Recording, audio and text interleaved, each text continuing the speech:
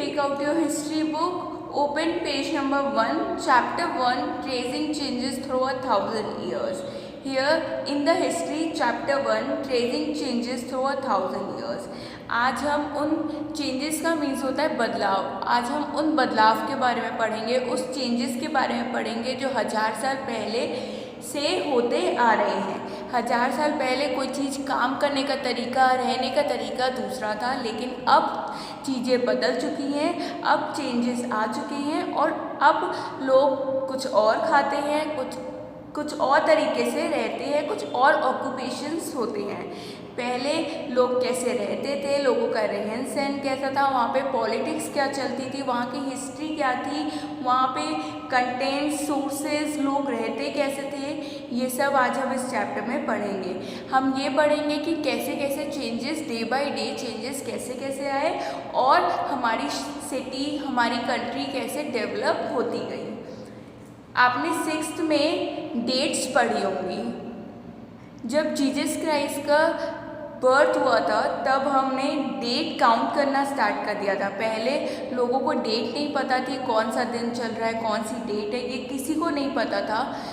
लेकिन जब Jesus Christ का बर्थ हुआ बिफोर 2000 ईयर्स एगो, तब डेट काउंट करना स्टार्ट कर दिया। लेकिन उससे पहले डेट काउंट नहीं होती थी, पर तब भी जैसे आज डेट काउंट होती है वैसा नहीं होता था। लोग CE में काउंट करते थे या AD में। CE का मतलब होता है कॉमन एरा और AD का मतलब होता है एडो डोमिनी। शायद आपने ये 6th में पढ़ा होगा।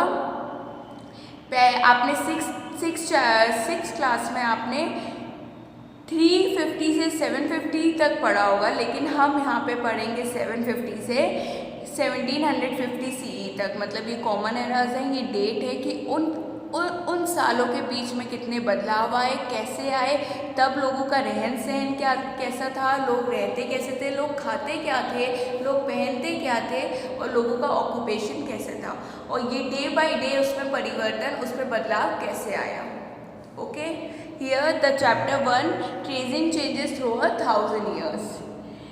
Take a look at the map 1 and 2. Map 1 was made in 1154 CE. CE का मतलब होता है common era, by the Arab geographer Ed Ayres. आपको ये मैप दिख रहा होगा। ये जो मैप है ये आपको बहुत अजीब और बहुत अलग दिख रहा होगा, शायद आपने कभी देखा भी नहीं होगा। तो ये जो मैप है, ये मैप बहुत ज़्यादा डिफरेंट है, इसमें कुछ भी क्लियर नहीं है। ये पूरा साउथ अफ्रीका है और ये श्रीलंका है। ये जो आपका ये श्रीलंका है और ये साउथ अफ्रीका है। आपने ये चीज़ देखी होगी, श्रीलंका को बहुत ज़्यादा छोटा कर दिया गया और साउथ अफ्रीका को बहुत बड़ा कर दिया, लेकिन आज की डेट में ऐसा नहीं है।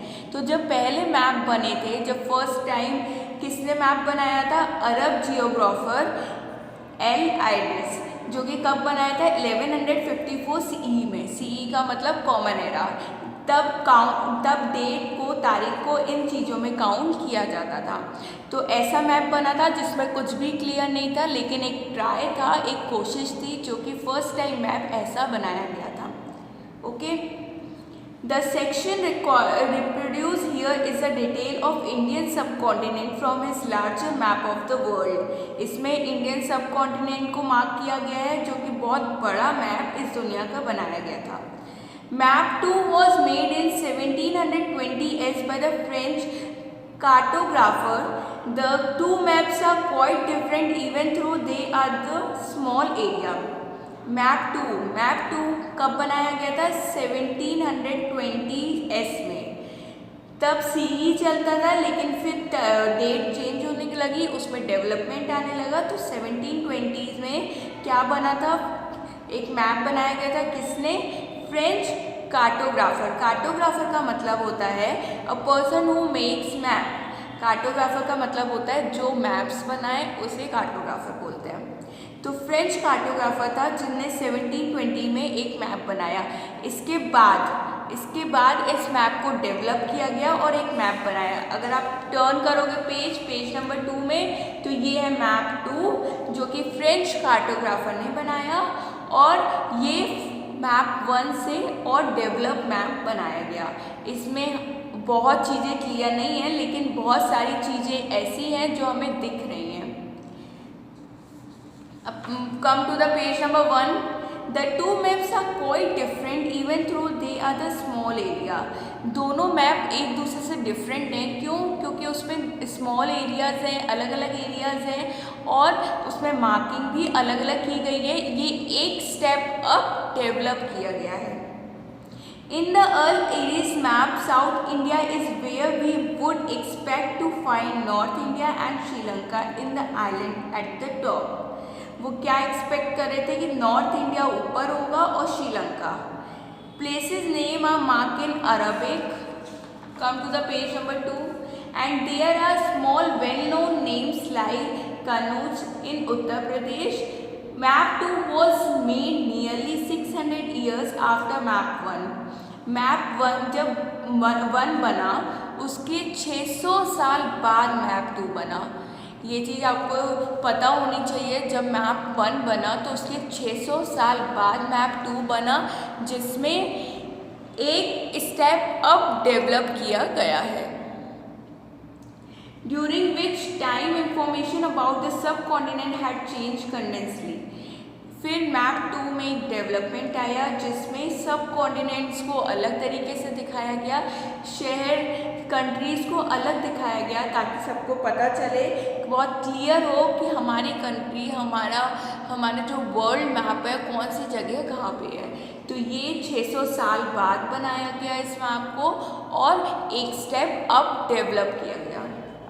डेवलप मतलब कि उसको और इम्प्रूव किया गया और अच्छे से दर्शाया गया.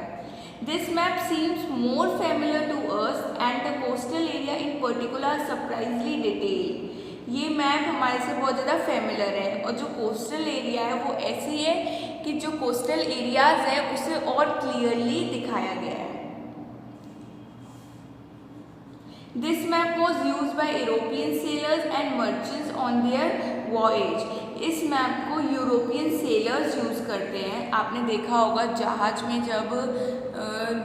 में जब जाते हैं तो एक जगह से दूसरी जगह जाने के लिए वो लोग मैप्स का यूज़ करते हैं, कंपास का यूज़ करते हैं, क्योंकि जब चारों तरफ पानी होता है तो उनको ये नहीं पता होता कौन सी दिशा, कौन सा डायरेक्शन किस तरफ जा रहा है. तो वो लोग मैप यूज़ करते हैं.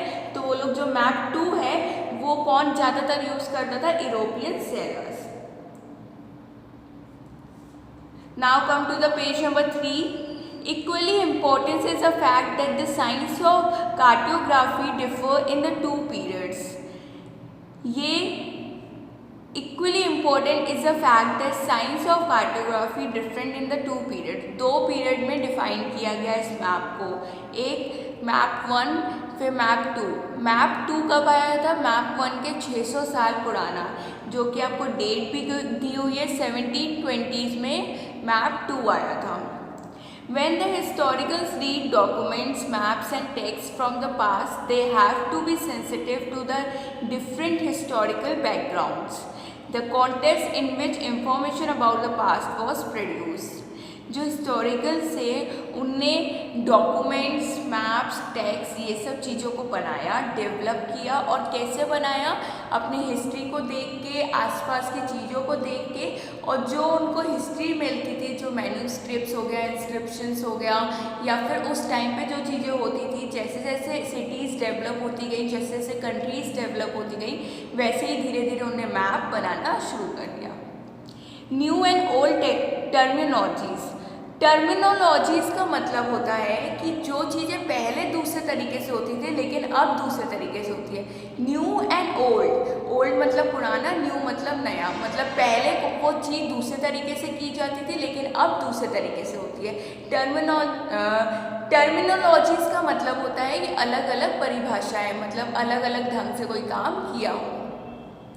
If the context in which information is produced changes with time, what about language and meaning? Historical record exists in a variety of languages which have changes considerably over the years.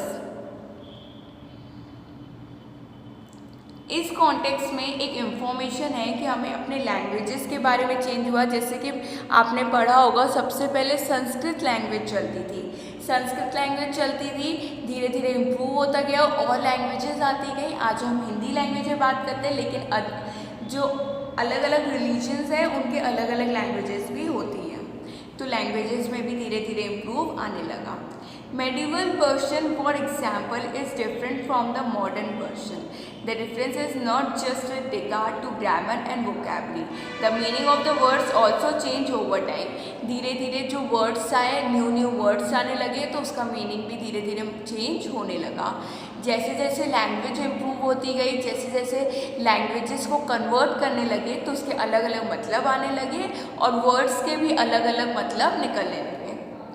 Take the term Hindustan for example. अब हमें एक term दिया है ये explain करने के लिए कि वर्ड्स के अलग अलग मतलब भी हो सकते हैं। तो एक वर्ड है हमारा हिंदुस्तान। आपको शायद पता होगा इंडिया को हिंदुस्तान बोला जाता है। For example today we understood as India. India को क्या बोला जाता है? Hindustan. The modern nation state.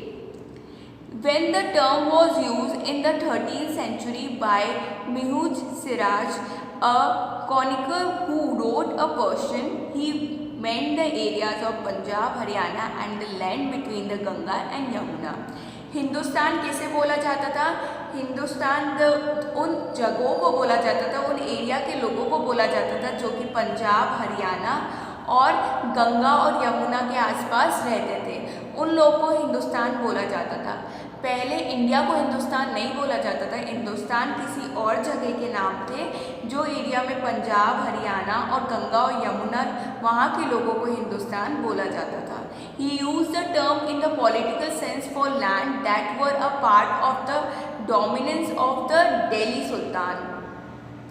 ये टर्म एक पॉलिटिकल चीज़ों के लिए यूज़ किया जाता था।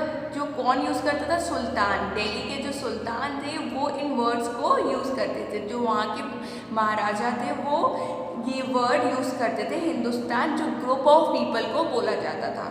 The area included this term shifted with the extent of the sultanate but the term never included south India. इस टर्म को साउथ इंडिया में कभी नहीं बोला जाता था। इसे सिर्फ कहाँ बोला जाता था? पंजाब, हरियाणा और गंगा और यमुना के आसपास जो रहते थे उन एरियाज़ को हिंदुस्तान बोला जाता था। By contrast in the early 16th century Babur use Hindustan to describe the geography. 16th century में बाबर ने हिंदुस्तान वर्ड यूज़ किया। क्यों?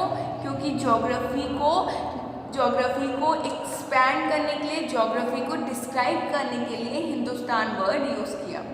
The fauna and the culture of inhabitants of the sub continent. और जो फौना और जो कल्चर है वहाँ का वो बहुत ज़्यादा इनहैबिटेड था, जो कि पूरे सब कॉन्टिनेंट्स में था। As we will see later in the chapter, there will be somewhat similar to the way in the 14th century poet Amir Khusro used the word Hind. अमिर खसरू एक पोएट है जो कि कविताएं लिखते हैं, तो वो इस वर्ड को हिंद को यूज़ करते थे। While the idea of geographical and the culture entity like India did exist, the term Hindustan did not carry the political and national meaning which we associate with it today.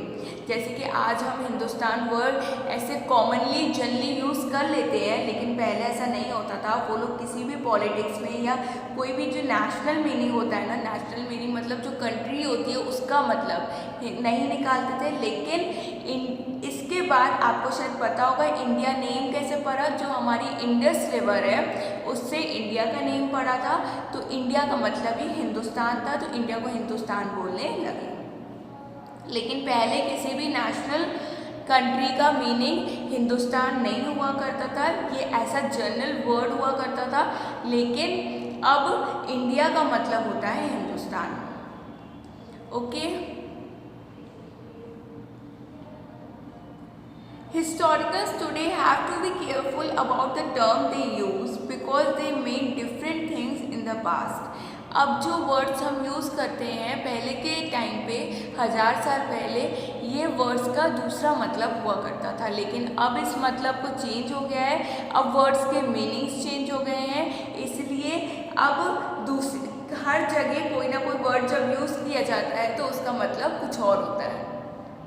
पहले words के meaning कुछ और थे, लेकिन अब words के meaning change हो गए। टेक फॉर एग्जाम्पल, अब एक और एग्जाम्पल लिया गया है। जैसे आपको ऊपर एग्जाम्पल हिंदुस्तान का बताया गया कि हिंदुस्तान वर्ड पहले किससे बोला जाता था, जो कि पंजाब, हरियाणा और गंगा और यमुना जो एरियाज थे वहाँ पे हिंदुस्तान वर्ड बोला जाता था। लेकिन फिर इंडिया का मतलब हिंदुस्तान हो गया, जो कि हमारी नेशनल कंट्री है। अब एक एग्जाम्पल और दिया है कि कैसे मतलब चेंज होता है। तो a simple term like foreigner, अब हमें एग्जाम्पल दिया है फॉरेनर का। फॉरेनर का मतलब आपको पता होगा, जो इंडिया में नहीं रहता, जो इंडिया के बाहर देशों में रहता है, उसे हम फॉरेनर्स बोलते हैं। जो हमारी कंट्री का रहने वाला नहीं है, इंडिया का सिटीज़न नहीं है, जो ज़्यादातर बाहर ही रहता है, फॉरेन में रहता है, जैसे कि यूएस, कनाडा, अमेरिका, यूएसए, तो उन लोगों को हम फॉरेनर्स बोलते हैं। It is use today to mean someone who is not an Indian. आज की डेट में ये वर्ड का मतलब होता है कि जो इंडियन नहीं है, जो भारतीय नहीं है, उसे हम फॉरेनर बोलते हैं। Now turn the page, open page number 4। In the medieval period, a foreigner was any stranger who appeared, say, in the given village, someone who was not a part of their society or culture।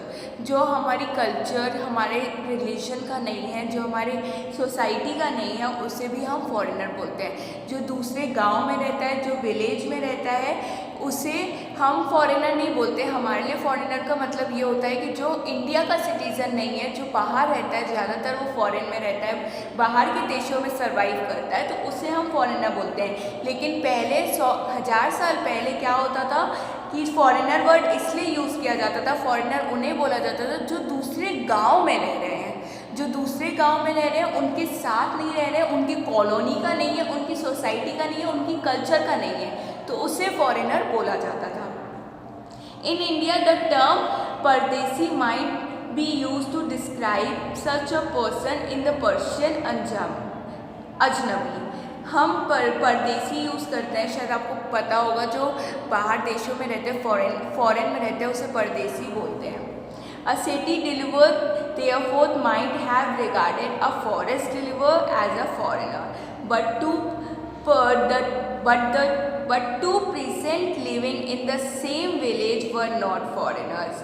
एक ही village में, एक ही गांव में अगर रह रहे हैं तो वो फॉरेनर्स नहीं है।